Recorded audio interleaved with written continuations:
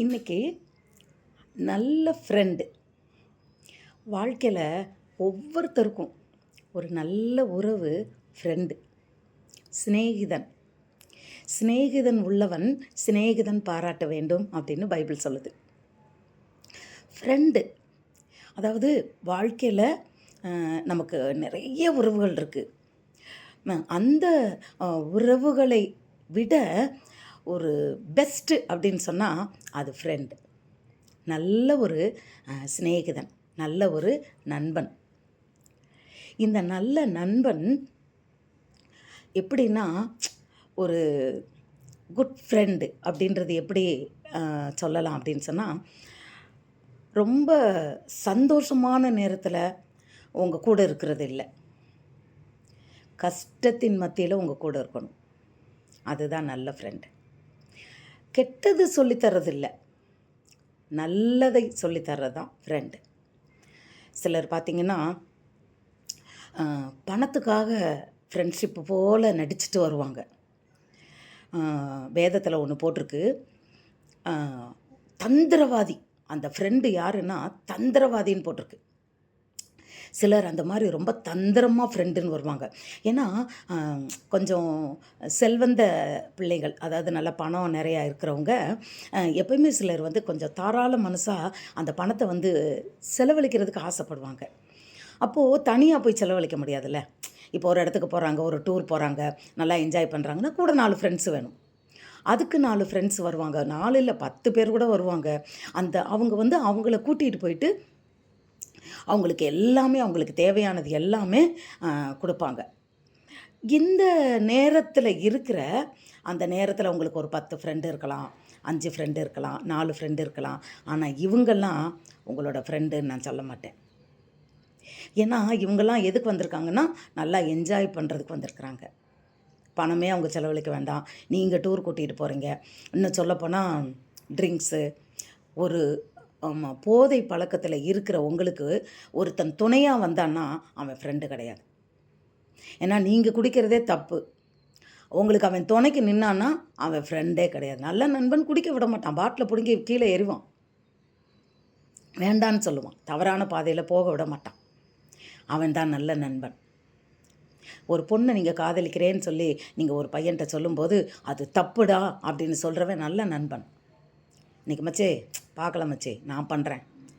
சிலர் காதலிக்க கூட மாட்டாங்க, இவங்க அவங்கள தூண்டி விடுவாங்க. நல்ல பிள்ளைங்களையும் ஃப்ரெண்டுன்ற பேரில் தூண்டி விட்டு அவங்கள தவறான காரியத்துக்குள்ளே கொண்டு போவாங்க.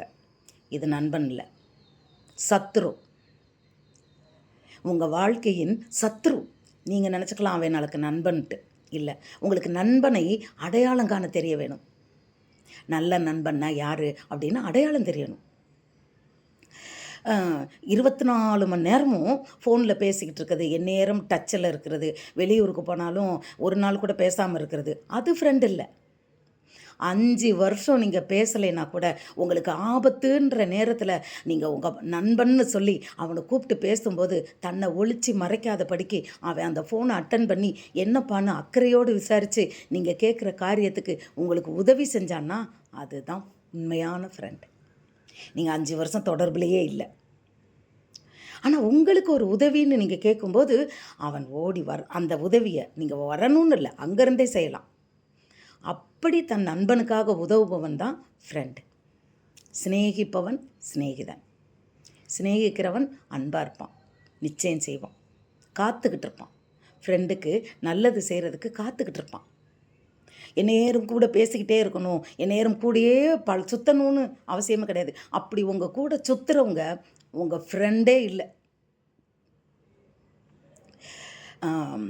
தந்திரமாக சில ஃப்ரெண்ட்ஸு சொல்லுவாங்க, டேய் அப்பாட்ட போய் ஏன்டா பணக்காரனா நீ போய் ஏன்டா அப்பாட்ட அடி வாங்கிட்டு வந்தேன்னு சொல்லுவான். ஏன் போட, நாங்களாம் என்ன அப்படியா இருக்கோம், அதெல்லாம் போட, அதெல்லாம் தோளுக்கு மேலே வளர்ந்தா தோலேன், நீ எதுக்கு அடி வாங்குற, அதெல்லாம் எப்பாச்சும் அதை ஏற்று பேசு, பணம் வச்சுருந்தாருன்னா திருடிட்டு வந்துரு, டேய் நமக்கு இல்லாத உரிமையாடான்னு தவறுதலாகி உங்களை தூண்டி விட்டுறவங்க ஃப்ரெண்ட் இல்லை. அவங்கள விட்டு ஜாக்கிரதையாக விலகிருங்க. நல்ல நண்பன் உபதேசம் சொல்ல மாட்டான். நல்ல நண்பன் நல்ல ஆலோசனை சொல்லுவான். இது தவறு. சில ஃப்ரெண்ட்ஸு நல்லா படிக்க மாட்டாங்க, இவங்க அவங்க அப்பா மாதிரி கையெழுத்து போட்டு கொடுப்பான். எனக்கே நான் டீச்சராக இருக்கும்போதே இது நடந்திருக்கு. ஒரு படிக்காத பையனை கூப்பிட்டு நான் பேசுகிறேன். அப்போது ஃபோனில் இன்னொருத்தன் அவன் ஃப்ரெண்டு அவங்க அப்பா மாதிரி பேசுகிறான். நான் கண்டுபிடிச்சிட்டேன். ஏய் நீ தினேஷ் தானேன்னு. அப்போது இவங்கெல்லாம் ஃப்ரெண்டு கிடையாது. கடைசியில் பாருங்கள் 2 பேரும் வாழ்க்கையில் நல்லா இல்லை. நல்ல நண்பன் அந்த கூட இருக்கிறவங்களுக்கு நல்லது செய்யணும்னு நினைக்கிறவன் தான் நண்பன்.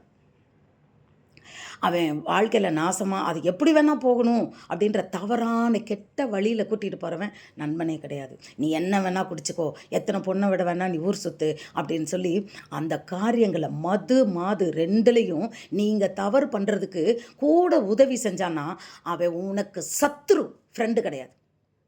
அம்மா அப்பாவெல்லாம் விட்டுட்டு உன்னை கூட்டி கொண்டுட்டு போய் நான் ஒரு பொண்ணுக்கு கல்யாணம் பண்ணி வைக்கிறேன்னு சொன்னான்னா அவன் உனக்கு ஃப்ரெண்டு கிடையாது, உனக்கு சத்ரு. உன் வாழ்க்கை நாசமாக போகிறதுக்கு அவனோட உனக்கு உள்ள எதிரி அவன்.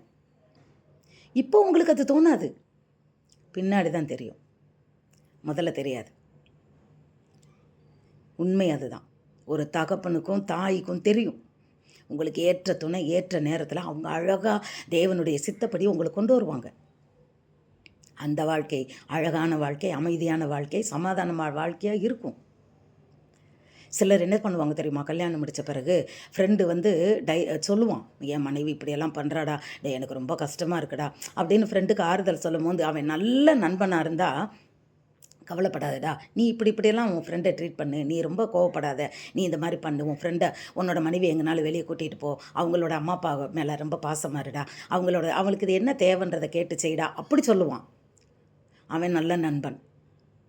ஆனால் அவன் சொல்கிறான், எனக்கு வேண்டவே வேண்டான்னு தோணுதுடா, பேசாமல் டைவர்ஸ் வாங்கிடலான்னு தோணுதுடா அப்படின்னு பேசும்போது, அதுதான்டா நல்லது அப்படின்னு சொல்லி உடனே ஒரு வக்கீலை ஏற்பாடு பண்ணி என்னமோ இவனுக்கு ஆறுதல் பண்ணுறது மாதிரி நினச்சி அவங்க 2 பேரும் பிரிக்கிறான் பாரு. அவன் மகா கொடுமை உள்ளவன், அவன் ஃப்ரெண்டே கிடையாது. நீங்கள் நினைக்கலாம் அவன் ஃப்ரெண்டுன்ட்டு, இல்லை, அவன் துரோகி, அவன் உங்கள் நண்பனே இல்லை. நண்பன் கணவனை மனைவியும் பிரிக்க மாட்டான். தேவன் இணைத்ததை மனிதன் பிரிக்காதிருக்க கடவன், அவன் நிச்சயமாக பிரிக்க மாட்டான். நிறையா இன்றைக்கி பணத்துக்காகவும் மற்றதுக்காகவும் சில சலுகைகள் அனுபவிக்கிறதுக்காகவும் உங்கள் கூடையே நிற்கிறவங்க ஃப்ரெண்டே இல்லை. உங்களை விட்டு தூர இருந்தாலும் உங்களுக்கு உதவி செய்கிறவங்க தான் உங்கள் ஃப்ரெண்டு. வேதத்தில் போட்டிருக்கு, பரிசுத்த வேதாகமத்தில் எழுதியிருக்கு, நண்பன் அடிக்கின்ற அடிகள் உண்மையானவை, சத்துரு இடுகிற முத்தங்களோ வஞ்சனை உள்ளது. ஆமாம், இன்றைக்கி இவங்களாம் உங்கள் பக்கத்தில் இருக்கவங்களாம் அப்படித்தான்.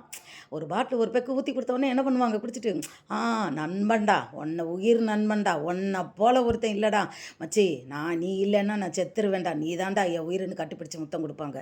இது சத்துரு இடுகின்ற வஞ்சனையுள்ள முத்தம். ஆமாம், நல்ல நண்பன் அப்படி கூட இருக்க மாட்டான்.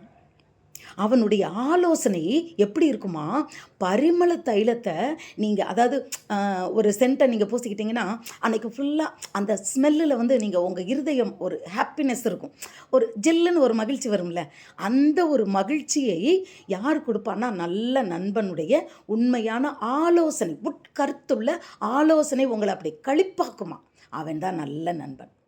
உங்களுக்கு அவன் ஒரு ஆலோசனை ஒரு ஐடியா கொடுத்தான்னா அது உங்கள் இருதயத்தில் மகிழ செய்யணும், எப்பயும் உங்கள் வாழ்க்கையை மகிழ செய்யணும். அதுதான் குட் ஃப்ரெண்ட். அப்படி ஃப்ரெண்டு இருக்கிறாங்களா?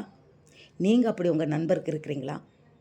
இல்லை சும்மா பொழுது போகிறதுக்கும் ஏமாத்துறதுக்கும் டைம் பாஸிங்காக பொழுது போகிறதுக்கு இருக்கிறீங்களா? இன்றைக்கு நல்ல நண்பன், நீங்களும் நல்ல நண்பனாக இருக்கணும். ஒரு நல்ல நண்பனை தேடுங்க.